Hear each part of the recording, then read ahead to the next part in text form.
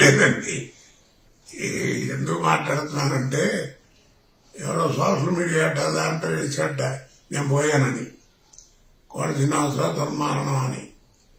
అలాంటి వార్తలు నాకు తెలియదు. పొద్దున్నే తెల్లారితే పండగ ఏంట్రా ఏం చేయాలి రేపు అని ఇంట్లో ఏదో మాట్లాడుకుంటే పొద్దున్న 7:30 నుంచి ఇప్పటికి కనీసం నేను మాట్లాడాను ఒక 50 ఫోన్లు.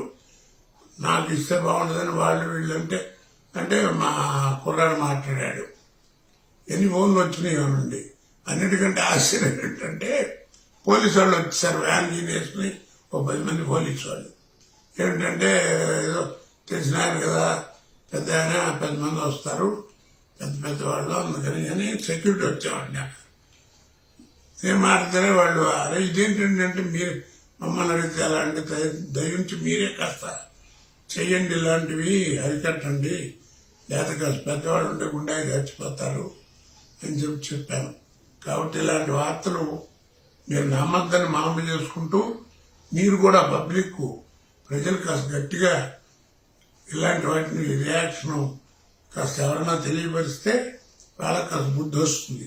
ఎందుకంటే జీవితంలో చండాల పనులు బోళ్ళు ఉన్నాయి డబ్బు సంపాదించడానికి. ఇది అక్కర్లేదు, మనిషి ప్రాణాలతో ఆడుకోకూడదు. అది.